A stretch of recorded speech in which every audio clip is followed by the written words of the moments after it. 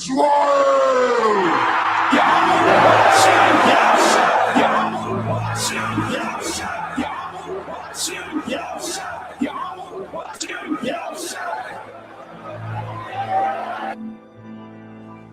are the poor in spirit, for theirs is the kingdom of heaven. Blessed are they that mourn, for they shall be comforted. Blessed are the meek, for they shall inherit the earth. Blessed are they which do hunger and thirst after righteousness, for they shall be filled. Blessed are the merciful, for they shall obtain mercy. Blessed are the pure in heart, for they shall see God.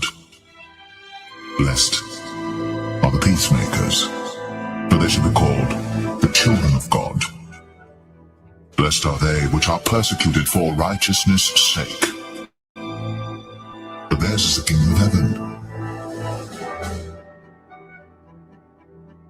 Lay not up for yourselves treasures upon earth, where moth and rust doth corrupt, and where thieves break through and steal. But lay up for yourselves treasures in heaven, where neither moth nor rust doth corrupt, and where thieves do not break through nor steal. For where your treasure is, there your heart be also. The book of Psalms, chapter 16 and verse 11. It says, "Thou wilt show me the path of life." So we're on the path of life. The path of life leads to paradise. The path of life leads to glory, which the glory is the kingdom of heaven. And we're on that path of life. We're walking on the path of the tree of life to gain eternal life. Consider the lilies, how they grow. They toil not, they spin not. And yet I say unto you that Solomon in all his glory was not arrayed like one of these. If then God so clothed the grass, which is today in the field and tomorrow is cast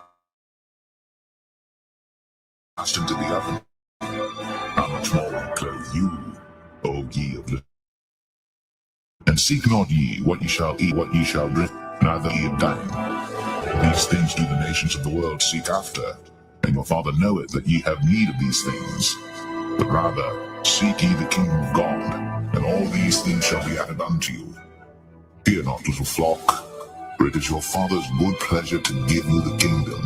Sell that ye have, and give alms. Provide yourselves bags which wax not old, a treasure in the heavens that faileth not, where no thief approacheth.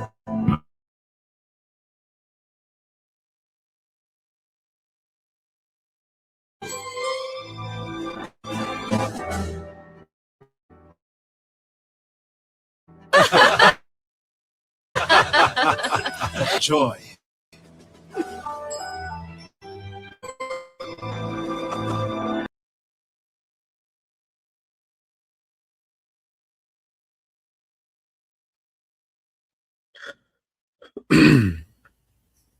All right, Shalom. First and foremost, I'd like to give all praise and glory unto Yahweh Bahashem, Yahweh Shah Bahashem, Rakakadash, double honors unto the apostles and the elders of GMS, who rule well, teach well, being great examples to his younger brothers, and peace and blessings and salutation to the hopeful elect out there pushing his word and truth and then sincerity across the four winds in the name of Yahweh Bahashem, Yahweh Shah Bahashem, Rakakadash, pushing to get up out of here. Shalom to the hopeful elect, the believers, the listeners who have came back to the obedience of the scriptures through faith in Yahweh Bashim Yahweh Shah. All right. And what I want to get into, which was lesson, dealing with, all right, the down spiral of American society and the birth of technocracy. Okay. Because we have to understand what this thing called America, it was always a stepping stone, all right, for the elites, to forward, all right, a one world order. Okay. And they use, America, in several different ways.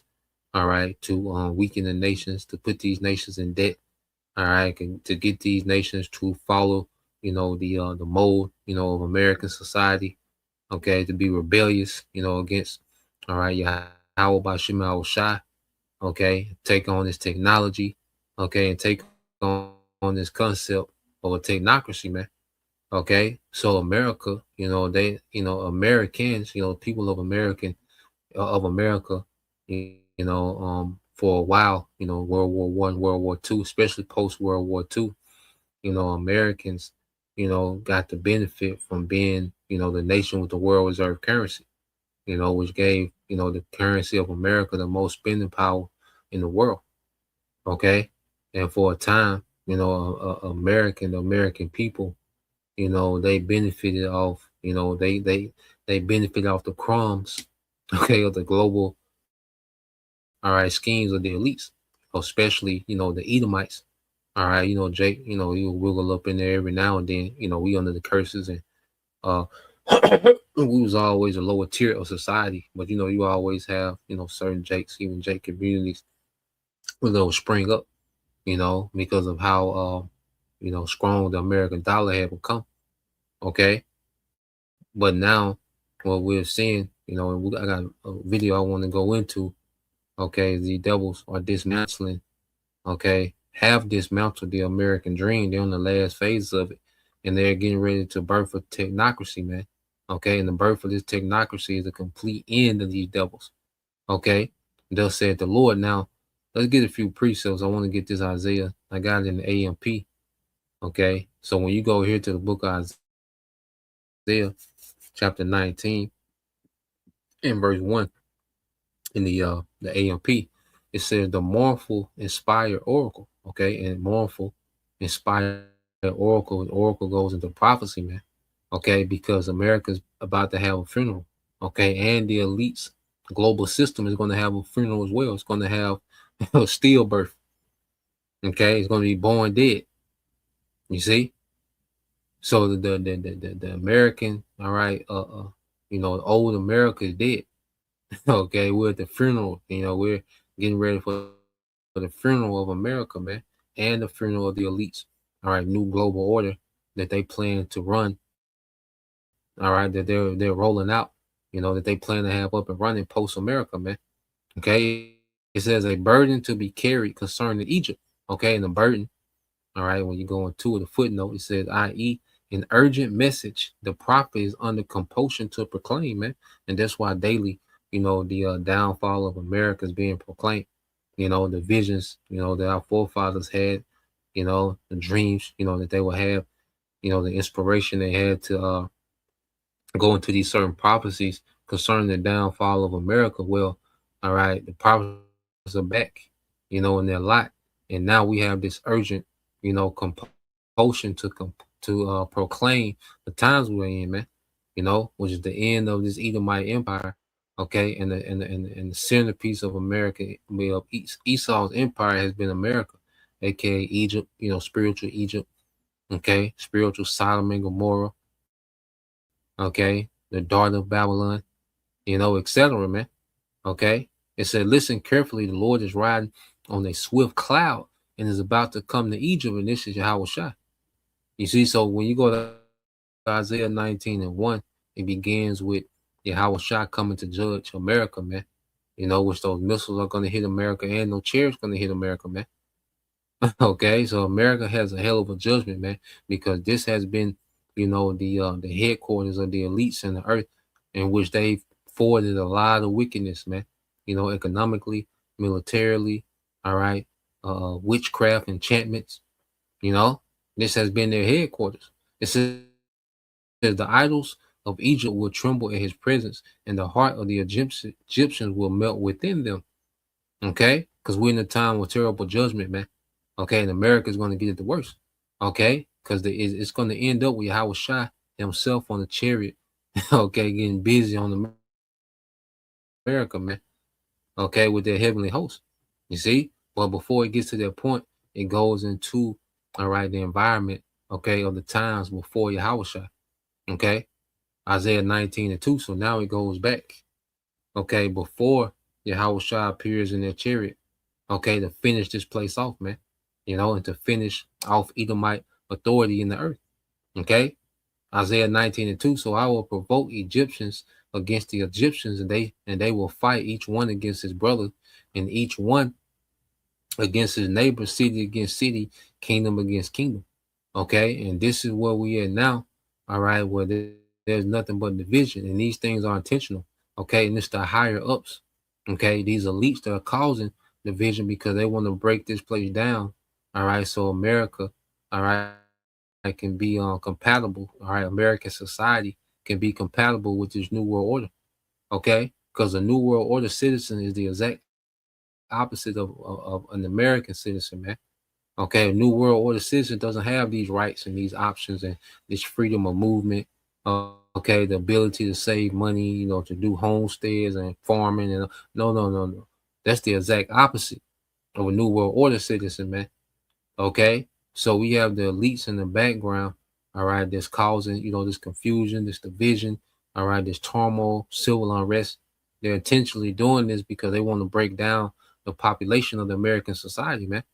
And this has been the plan in the making for centuries, and they really started to accelerate these things, from the 60s until now. Okay, we're going to show you a few things, going to a little history. Okay, I said I got I got two quick videos just to show you that they just been grinding on the American society, breaking it down. Okay, verse 3 says, "Then the spirit of the Egyptians will become exhausted within them, all right, and emptied out, and I will confuse, all right, their strategy so that they will consult, all right, so that they will consult the idols and the spirits of the dead and the mediums and the soothsayers, man." Okay, so what we're saying, all right, is this American society is being grinded down. This place is being worn out. People are more depressed than ever. People are unaliving themselves more than ever. People are tapping out on life. People are saying that they don't mind waking if they don't wake up in the morning. Okay, because this American system, the elites, have been tightened down the squeeze on this system for a while. And now it's to the point that the American people are exhausted, man. All right, these modern Egyptians, okay, are exhausted, man. They've been worn down. Okay, and this place has become what? A land of witchcraft, man. Because even when you go into Christianity, there's witchcraft, and people are leaving Christianity and going into, you know, straight up witchcraft, man. You see, that's the biggest growing religion, okay, in America is witchcraft and, familiar spirits and fortune tellers, okay, because the elites are the biggest witches and warlocks in the world, man, and they use America as their platform to perform major enchantments in the world. And there's no one that's more enchanted than the American citizen, man. All right, these modern day Egyptians, man. Well, all is going to fail. People trying to you had witches trying to put curses on Trump.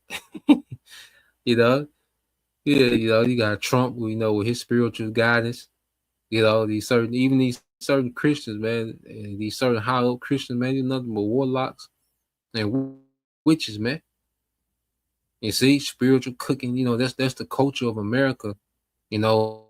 Witchcraft is a cultural norm now.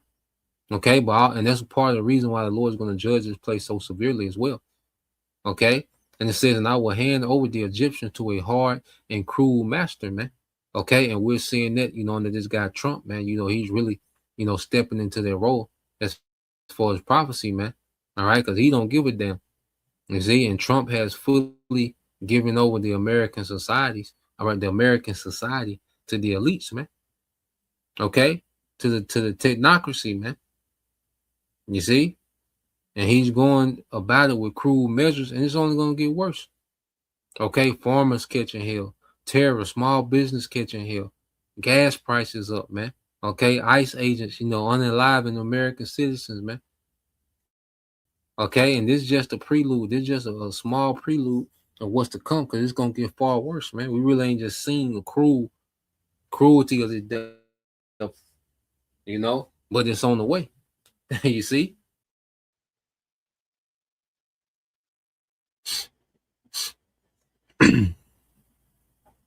All right, what I want to do, just go into a little information, because in this video, I just want to go and show, really after the 50s, the elites, started to really accelerate, this new world order, putting the squeeze, okay, on the masses, all right, which they want people in extreme desperation, okay.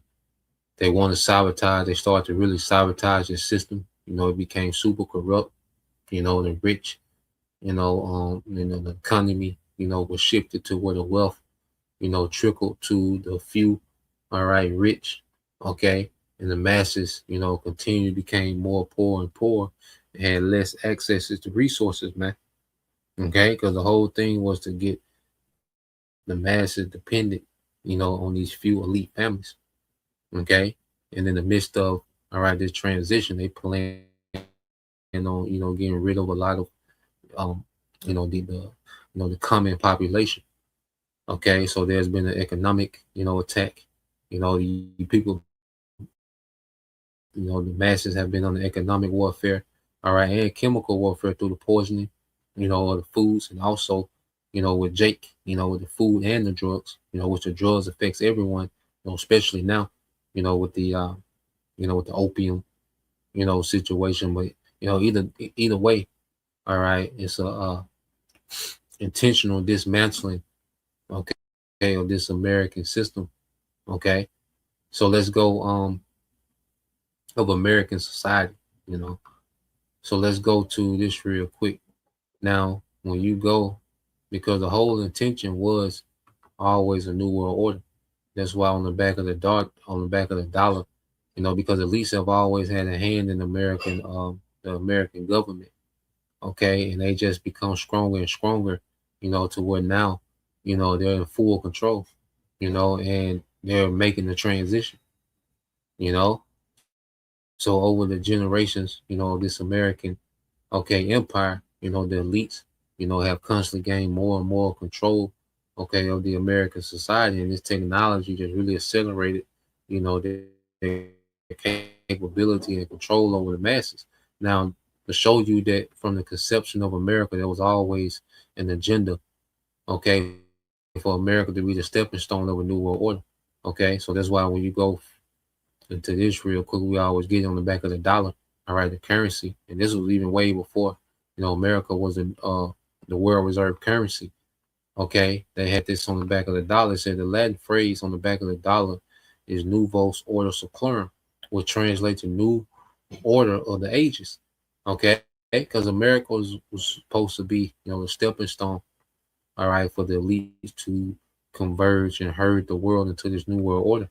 Okay, it says found on the Great Seal under the unfinished pyramid. You see that? The unfinished pyramid with the all-seeing eye. Okay, because them crowning, and finishing this pyramid is this new world order. Okay, and America was the foundation, okay, of this new world order agenda. You see? So it says by founding Father Charles Thompson,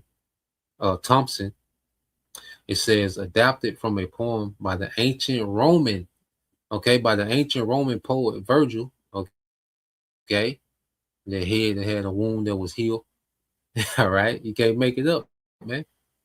Okay, because America they don't use the new Roman Empire with America being likened unto Rome itself. It signifies the beginning of a new American era rather than the modern New World Order conspiracy theory, which that's a lie. They try to water it down. All right, but it's all right. This was the elites, putting their intentions on the money, because through the American dollar, that's how they was able to put these nations, okay, in debt.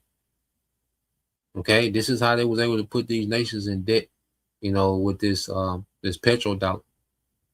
Okay, through the petrodollar and American military, man, the elites, have been able, to put these nations in submission and in debt. Okay, and now there's contention. As we get closer to these devil rolling this thing out, because the Lord, is causing controversy. Okay, but ultimately all these nations agree on this technocracy, man. Okay, and America, all right, has been intentionally being dismantled.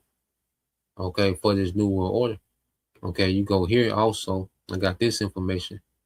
Okay, it says I said, why was the 1950s called the fabulous 50s? Now, when you go here in the 50s, because for a short time, all right, because American dream, is a concept that comes from the 50s, when common people, began to have access, to, all right, resources, wealth. Okay. And this was mainly, for the Edomites. Like I said, a few Jakes, always slip through the cracks, make it to the middle class. All right. Because, Jake are always the best engineers and, certain professional, careers Jake will get into. But when you go, it said the 1950s, okay, it says the 1950s earned the moniker fabulous due to the massive post-World War II economic boom, the rise of the American dream, and unprecedented cultural optimism. This era featured the explosive baby boom, mass, all right, suburbation, okay, it said the advent of rock and roll and thriving consumer culture that introduced new luxuries to the average household.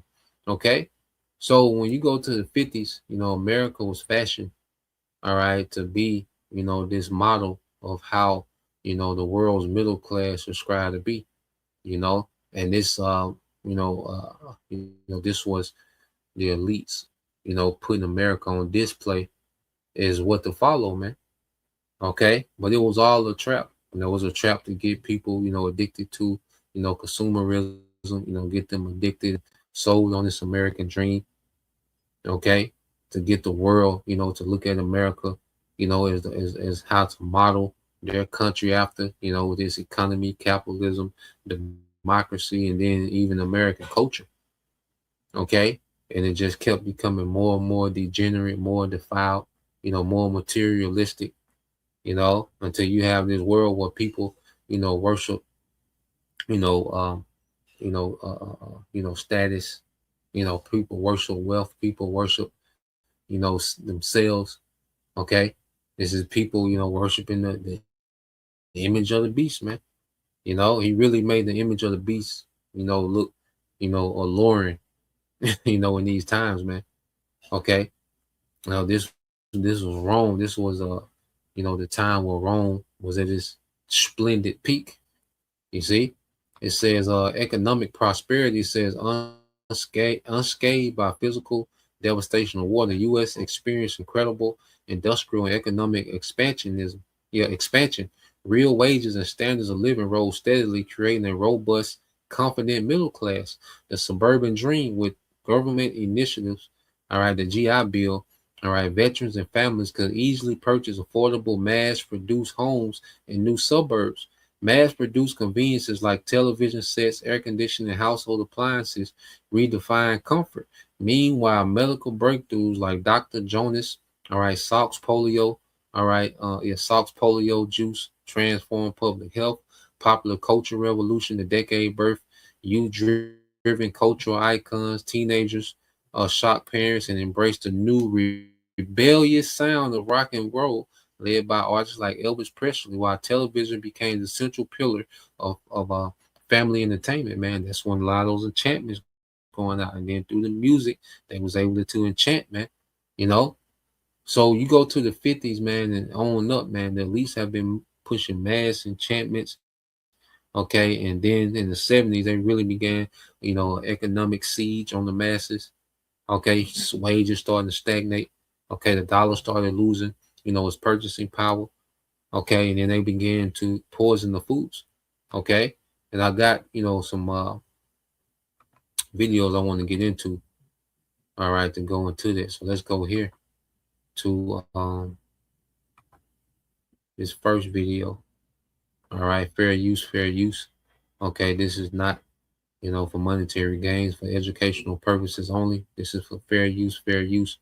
I'm not making any profit, for only for educational, all right, purposes only. So let's play this. And breaking news alerts, not in the way that collapses are supposed to happen. No single catastrophic. Something is collapsing, not dramatically, not with sirens and breaking news alerts, not in the way that collapses are supposed to happen.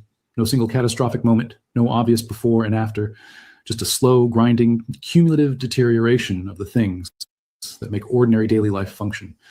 The services that used to work and now do not. The prices that used to be manageable and now are not. The institutions that used to be trustworthy and now inspire a kind of exhausted cynicism. The the small daily experiences that used to be unremarkable and are now either significantly worse or significantly more expensive, or both, always both. You feel it when you call a customer service line and wait 45 minutes for a problem that used to take 5. You feel it when your train is delayed for the 3rd time this week. And the reason given is staff shortages, which is the reason given every time now. You feel it when you go to book a doctor's appointment and the next available slot is in 6 weeks for something that needed attention now. You feel it when your energy bill arrives and you do the maths twice because the number cannot be right. It is right. You feel it when you drive through the town center that used to be full and now has more empty units than occupied ones. You feel it when you try to buy something simple and discover that the company which used to make it cheaply now charges 3 times as much for the same thing. You feel it when the public toilet is closed because there is no funding for the person to clean it, which sounds trivial, but is actually a fairly accurate summary of what has happened to public services across the developed world. The public toilet is closed because the money ran out, because the priorities shifted, because nobody at the level of serious political decision-making thinks about public toilets. And so they close, and nobody announces it, and you notice, and you feel the collapse, one closed public toilet at a time. This is the Wealth Records, where every video will change how you see money, history, and the systems controlling your life. If you are new here, hit subscribe and turn on notifications, because the collapse of everyday life has already begun. Not in some distant future, not in the countries you think of as collapsing, in the developed world.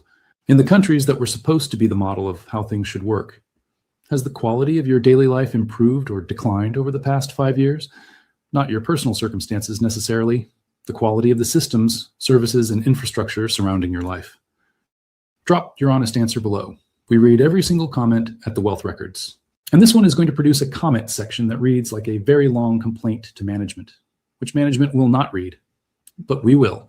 To understand what is collapsing and why, you first need to understand what was built, because collapse is relative. You can only collapse from somewhere. And the somewhere that developed economies built from roughly 1945 to 1990 was genuinely remarkable. Public healthcare systems that provided medical treatment to everyone regardless of ability to pay. State education systems that gave every child access to a decent education regardless of postcode. Public transport networks that connected communities. Social housing that provided decent, affordable homes for people who could not afford the private market. Public parks, libraries, swimming pools, community centers, courts, police forces, and legal aid systems that made justice at least theoretically accessible.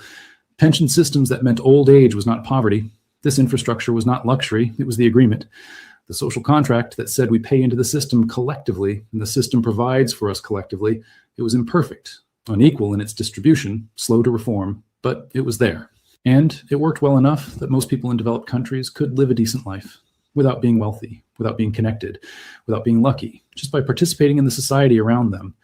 And then, starting in the 1980s, a political philosophy arrived that said the market does things better than the state, that efficiency comes from competition, not from public provision, that the goal should be smaller government and more private sector. And over the following 4 decades, that philosophy shaped policy in the United States, in the United Kingdom, across much of Western Europe. Services were privatized, funding was cut, regulation was reduced.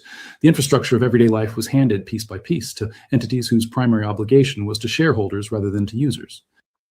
And this is during their time of what they call Reaganomics.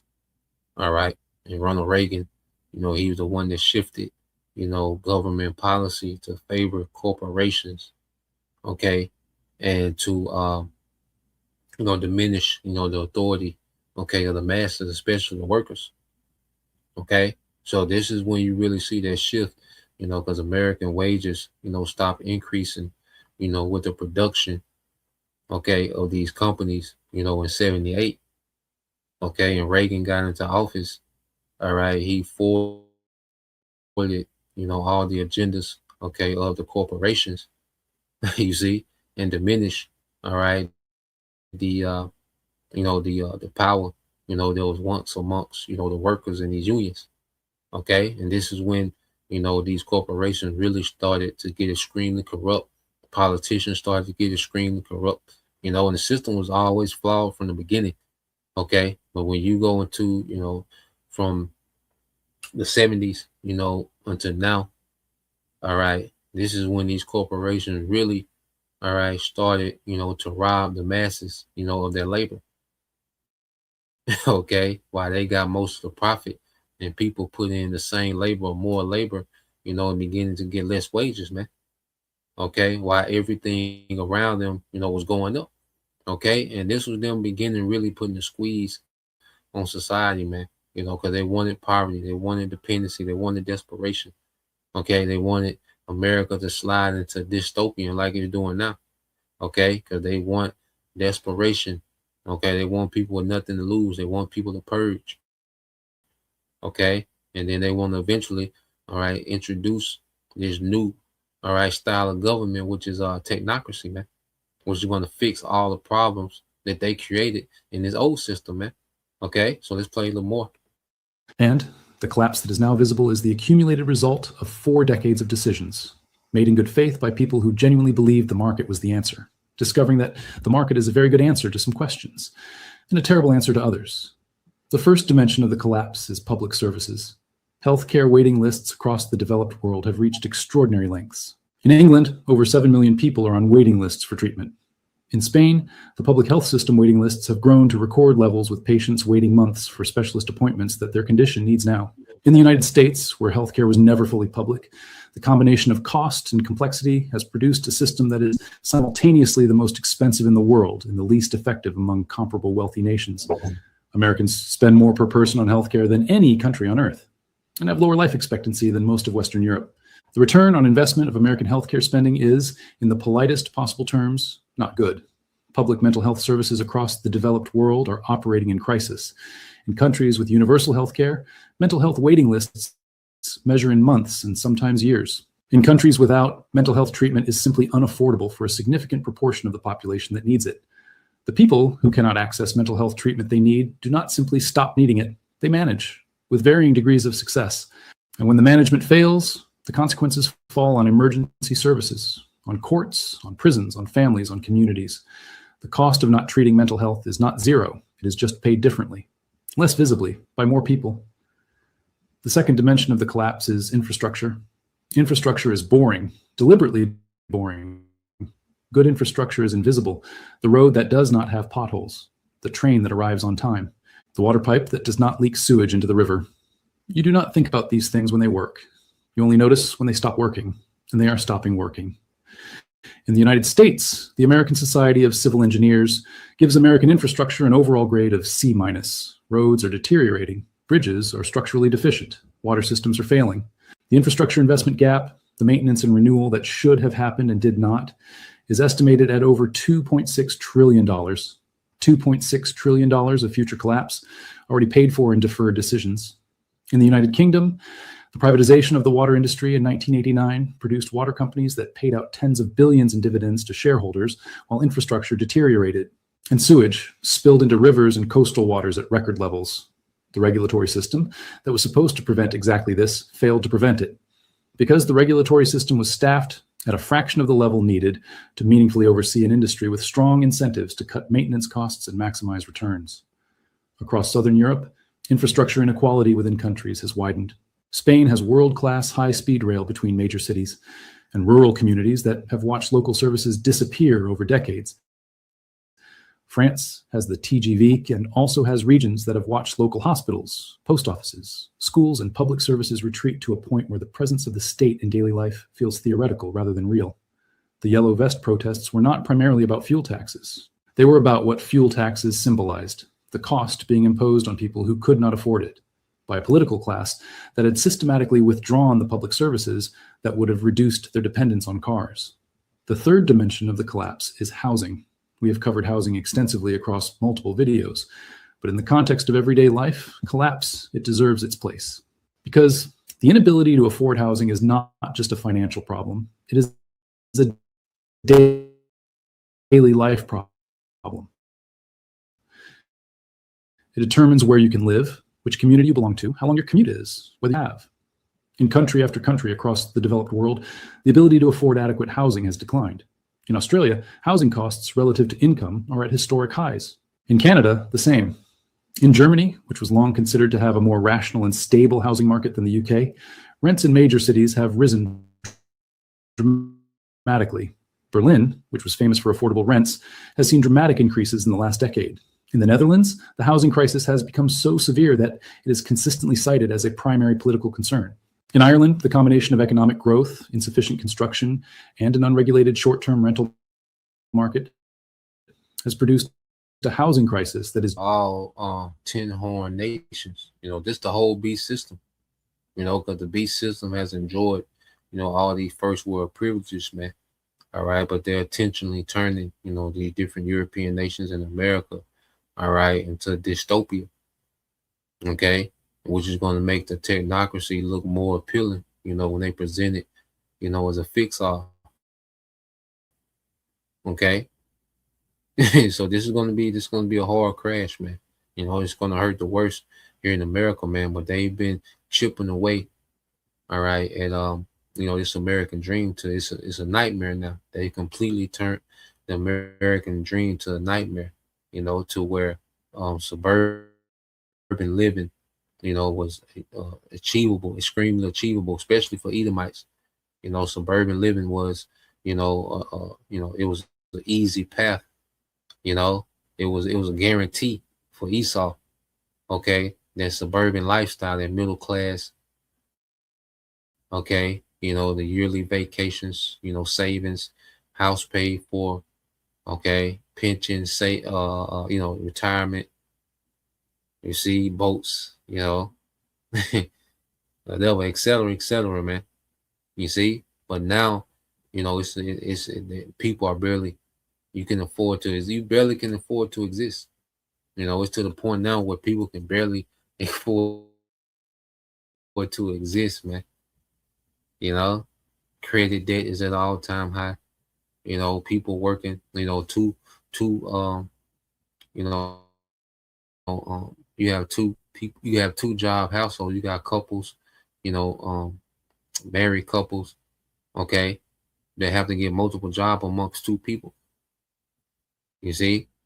So people are being intentionally priced out, just so he can present this technocracy as the solution. I'd like to play a little more. Teachers, nurses, police officers, the people that every society depends on to function, cannot afford to live in the cities where their work is needed, which is not a housing market failure in the technical sense. The market is working as markets work. Prices are clearing at a level where supply and demand balance. It is a political failure, a failure to recognize that housing is not a commodity like any other, that the market does not spontaneously produce adequate affordable housing at the scale societies need, and that without policy intervention, the market produces housing for investors and housing for the wealthy, and a crisis for everyone else. The fourth dimension of the collapse is community. This one is harder to measure, but no less real. Across the developed world, the physical infrastructure of community life is disappearing. In the United Kingdom, pubs are closing at approximately 50 per week. Libraries have been closed in their hundreds since 2010. Community centers have been sold. Post offices have been shuttered. Local banks have closed branches, replacing human relationships with apps that do not know your name. In France and Spain and Italy, small towns that were once self-sufficient communities have watched their services retreat. The school closed. The doctor moved to the nearest city. The pharmacy reduced hours. The post office is now a counter in the supermarket. The train no longer stops. And the community that was built around those services has frayed. People who needed each other because the services required them to interact no longer interact in the same way. The incidental social contact that community services produce, the post office queue, the pub on a Friday, the library on a Saturday, all of it disappearing, leaving a quieter, more isolated, more atomized version of the community it replaced, which produces the loneliness epidemic, which produces the mental health crisis, which overloads the mental health services, which are being cut. It is a circle, not a virtuous one. The fifth dimension of the collapse is trust. This one matters more than most people realize. Complex societies run on trust. Trust in institutions, trust in government, trust in experts, trust in the idea that the systems are basically fair and that participating in them is worth it. That trust is at historically low levels across the developed world. In the United States, trust in Congress, the Supreme Court, the media, the medical establishment, and most major institutions has been declining for decades, all at historic lows simultaneously. In the United Kingdom, a succession of political scandals, broken promises, and visible double standards has produced a political culture where the default assumption about politicians is that they are primarily serving their own interests. That assumption is not entirely wrong, which is why it is so damaging. In Southern Europe, the experience of austerity following the 2008 financial crisis, where ordinary people bore the cost of failures produced by financial elites, produced a political realignment that continues to shape politics today. Part that challenged the mainstream from all directions gained support, because the mainstream had failed visibly enough that supporting it felt irrational. Low trust societies are brittle societies. When trust in institutions is high, people accept short-term sacrifice for long-term collective benefit. They cooperate, they contribute. They believe the system is basically fair. When trust is low, people defect. They optimize for themselves because the collective arrangement no longer feels reliable, and the defection makes the collective arrangement work worse, which reduces trust further, which produces more defection. Another circle. The sixth dimension of the collapse is the cost of participating in normal life. This connects to the feeling broke video, but goes beyond personal finance. It is about the aggregate cost of being a normal, participating member of modern society, which has risen significantly across every developed country. The cost of keeping a home warm in winter, which has risen significantly across every developed country. The cost of getting from where you live to where you work, which in many countries with inadequate public transport requires a car, which requires fuel, which requires insurance, which requires maintenance. The cost of accessing justice if you need it. Legal aid has been cut in the UK to the point where many people cannot access legal representation. In the United States, meaningful legal representation was never universally accessible. The cost of participating in the economy digitally, which increasingly requires a smartphone, a data plan, a reliable internet connection, which are not luxuries. They are the infrastructure of modern participation.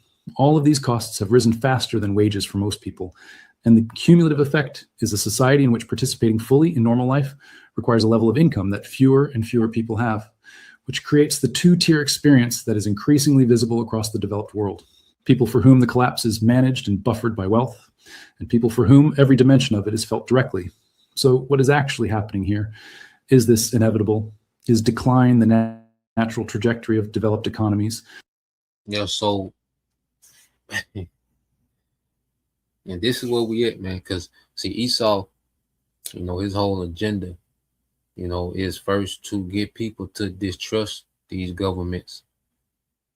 Is meant, is for people to distrust government. That's why you have a Joe Biden, all right, Sleepy Joe, all right, Kamala Harris. You see these characters who just pop up, goofy, laughing, falling up the stairs. And, okay, you see the terrible decision making. Well, it's meant for people to distrust these governments, okay, to mistrust their leaders, okay, so they can present something new, okay, a new form of government, a new form of leadership. This is why they need people to, trust AI, to look at AI as a guide, to look at AI as a legit replacement, okay, for these current governments. You see? So, these devils, they have walked this place down. These developed countries, these first world countries, America, the rest of these, EU nations, they have enjoyed, an era, of prosperity, an era of, to be able to have this convenience, okay, to be able to accumulate some type of wealth, to be able to retire, to, to be able to move around, okay. Well, that era is gone.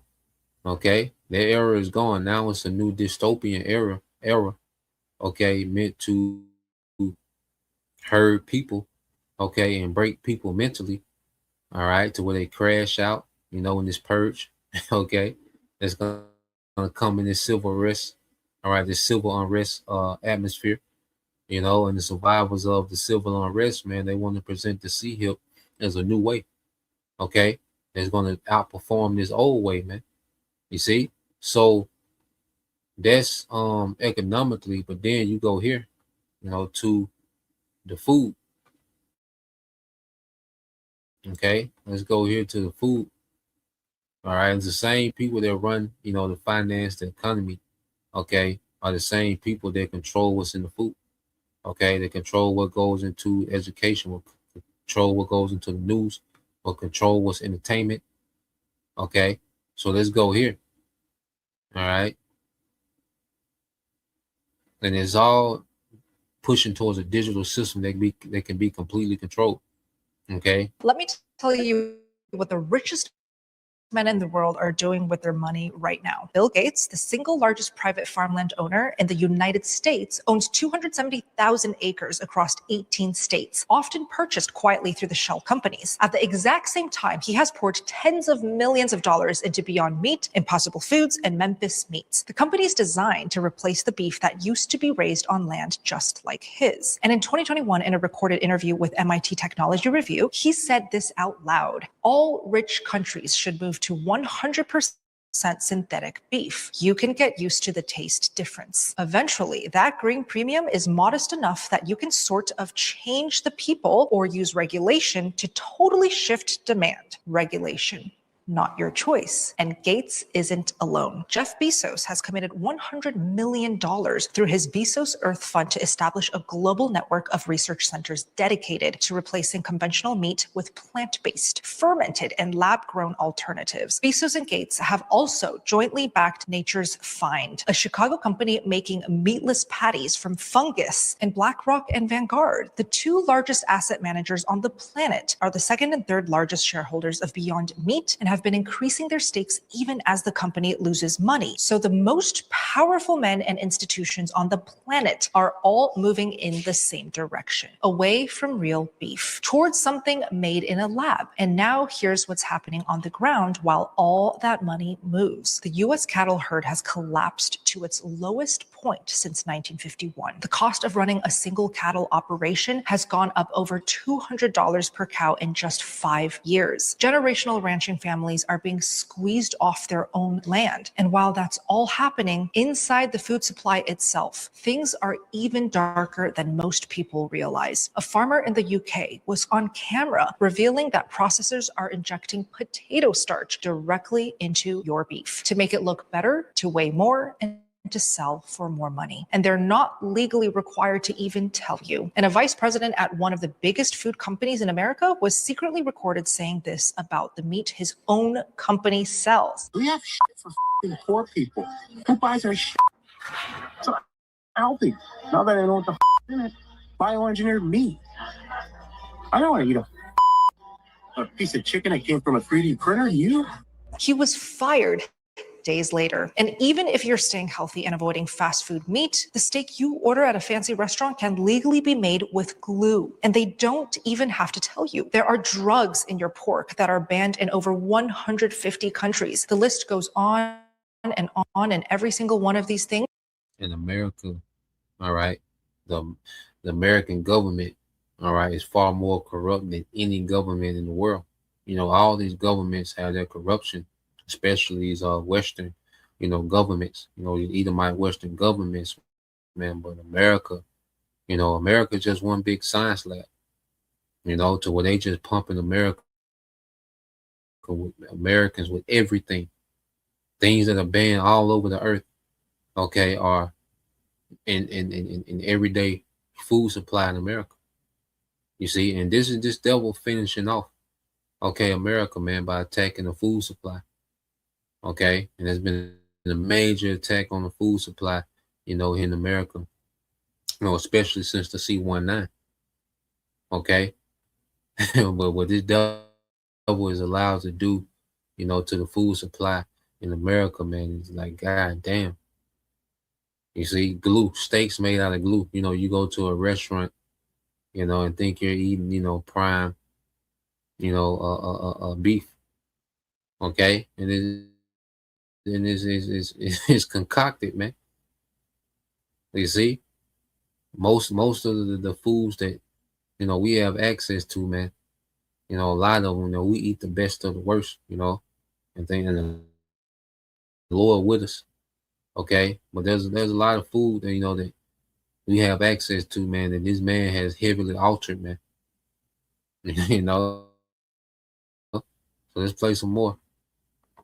is completely legal in the United States. Is it a coincidence that the people funding the replacement of beef are the same people whose asset management firms profit when real ranching fails? I'll let you decide. But what I can tell you is that behind every statistic and every billion-dollar investment, there are real families, real farms, and a way of life that is being squeezed from every direction. So I went straight to the source. Joel McCafferty, fourth-generation rancher with 100 years of family history farming on American soil. If anyone knows what this is actually doing to the people on the ground, it's Joel. So Joel, welcome. Tell us a little bit about yourself. Yeah, well, 1876, my great-grandfather came into the area on my mom's side. My grandfather on my father's side was here in 1903, and we've been on this ranch where we're at right now for 100 years. And when did you first realize that something outside your control was threatening everything you built? I read an article one time that my granddad was interviewed, and some of the same problems then are the same problems we have now. But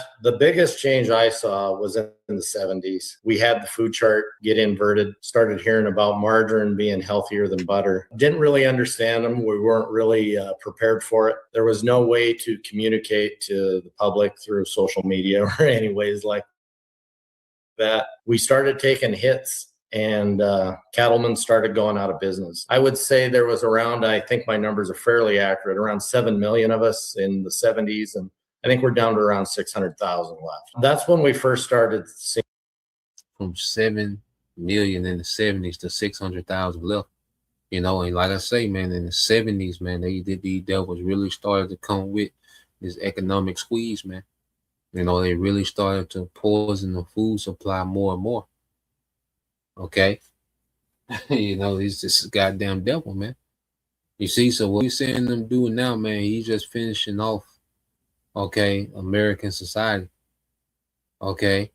And he's getting ready just to collapse this thing and bring civil unrest. You know, so America has been going through a controlled demolition for a long time. All right, because he said in the 70s there was 7 million ranchers to now 600,000, man. Okay, was this like a 80% decrease in ranchers, man? Okay, and they want to consolidate the food supply to themselves, man. Okay, and these data centers are finishing off, a lot of these farmers due to, the destruction of the environment, the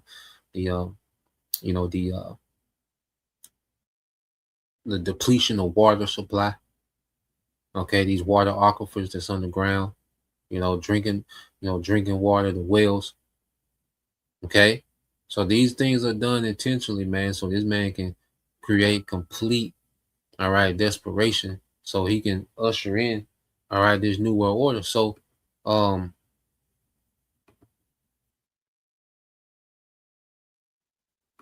let's see. Yeah, I'll leave that one there. I just want to play a little bit of it.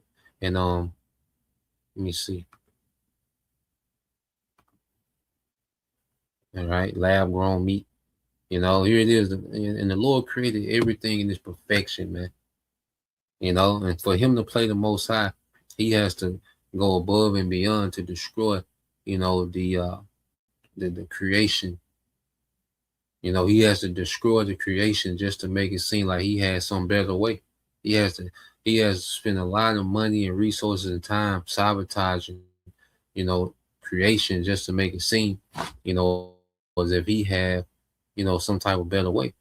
Okay. So let's go here. Let's get a few precepts, man. Okay, because this man is off the chart, man. And his wickedness, people sleep on this man's wickedness, and he's been doing it for a while. There's starting to be, a more of an outcry, especially with, this technology and this AI. People are saying, this nigga's going too far with this technology, this AI, he's doing too goddamn much. Okay, so there's starting to be an outcry, but the damage is already done. He's already, at the finish line, close to the finish line, or to the point to where he can, cause the chaos, okay, and swoop the flip and hit the switch, flip the switch, okay, on the new order, man. Okay, so let's go here, because the water Yahweh Shema Shai, that we have a power, that's going to intervene. Okay. The water Yahweh Shema Shai for that. So you can go to Job, I think it's 21. We'll read down a little bit. Let's see. Let's see how I read in the AMP. This is Job 20, 21.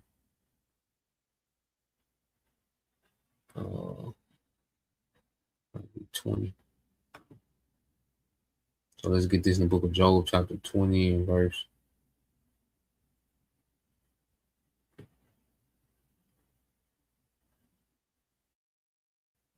All right, this is Job 20 and 22.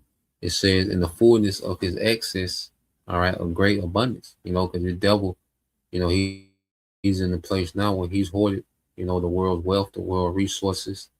All right, he even owns, the labor of the earth, man. People are indebted to him. Most people are indentured slaves to this system. They have no choice but, to work 2-3 jobs. Okay, because of their life costs so much. You see, so this man even owns people's labor. Okay, but as he is in the fullness of his excess and great abundance, or his sufficiency, as the scriptures say, he will begin to be in trouble. Okay, because there's a lot of things that this devil is behind on, and that's what's causing him to rush. There's certain things that he's behind on. You see, and then you have now this new wave of uproars, okay, against what this man is trying to do. It said the hand of everyone who suffers will come against him. He is miserable on every side, man. So now the Lord is finna start getting at these elites, man. See, now the Lord is starting to address these elites, man. Okay, I say making them rush their agenda, causing certain things to backfire. All right, and they still have certain things they're going to accomplish, because they have to get to a certain point within this, man, before the Lord intervenes. Okay, it says when he fills his belly, all right. So when he gets to the point, switching this thing over to the new system, getting the new system up and running, the digital currency is the only thing that's accepted now. Okay, when you get to that point, all right, the Most High will send his fierce anger on him and will rain upon him while he is eating, man. So in the midst of him getting ready to enjoy this new system, getting ready to see the fruits of all his labor and wickedness and schemes, all right, the Lord is going to intervene, man, all right, by causing this war, okay, to get out of hand, which is going to usher in who? Yahweh Shai. Okay, it says he may flee from the iron weapon, okay, which is the missiles. They're going to go in bunkers, all right, but the bow of bronze will pierce him through, because this nuclear war is going to destroy, all right, this man's infrastructure, the data centers, all this DPI, digital public infrastructure, is going to be destroyed, man. And he's put so much into this, man, because this is an extension of this infrastructure is an extension of Esau, man. Okay, this is his this infrastructure, is his life works, over the generations, man. These devils, all right, starting from the Renaissance and you go into the Enlightenment period, man, when these devils really started to, push forward these philosophies throughout the world, man. They've been working towards this thing, man. So this is Esau's life work, man. Okay, it's going to be destroyed in the day. You see, it said the arrow is drawn forth, all right, and it comes out of his back after passing through the body, So the Lord going to destroy this thing through and through. Okay, it's going to destroy this system through and through, man. Okay, and this devil, he's going to get ready to go into captivity, man. This nuclear war is going to destroy this devil's ambition, man. All right, and Yahweh Shai, no chariots, man, are just going to obliterate, okay, this whole new world order scheme. You see, Yahweh Shai and the chariots going to completely obliterate this whole scheme. Okay, it said, yeah, the glittering score point comes out of his gall. Terror's march, all right, terror's march in upon him. Yeah, man. So this war, is going to put an end. Like if someone, was to get hit with arrows after arrows, it will be an end to them. Okay. Now America gonna get nuked. It's gonna destroy. This war is gonna destroy a lot of Edomites, and we know the elites. Okay, they're gonna be in the bunkers, and it's gonna destroy everything that they built up, man. All right, that's why Scripture speak about all the works thereof shall be burnt up, man. When you go into the book of was it Second Peter, we talk about the earth, all right, or the heavens being on fire. Okay, when you really go into that, speaking of these cities, man, especially here in America. Okay, because this is, these cities represents what they're the glory of Esau's rulership. Because heaven, goes into rulership. Okay, it's a context of heaven that deals with rulership. Okay, so these these missiles are going to destroy, all right, every American city. Okay, everything in America, man. Okay, and America is home of mostly data centers, man, which is the lifeline of this AI. Okay, this new world order. Okay, it says yes, the glittering point comes out of his gall, terror's march, all right, in upon him. Complete darkness, misfortune is held in reserve for his treasures, and unfanned fire will devour him. It will consume, all right, the survivor of his tent. Okay, so this devil, he's done, man. You see, this devil, he's finished, man. All this time he spent working towards this new world order, he was only working his way towards his destruction, man. Okay, the destruction of his empire. Okay, mass destruction, of this global system. You see, this whole technocracy agenda is gonna be completely destroyed, man. Okay, and then and the survivors of the judgment is going to captivity. That's their judgment, man. Okay, and the ones that die, guess what? They're going to be born into captivity. You heathens that die, you Edomites, and you heathens that die, you're going to be born into a captivity, man. Because it's going to be 1,000-year captivity, man. So it's going to be several lifetimes, all right, that you heathens coming back in captivity, man, after this great destruction, man.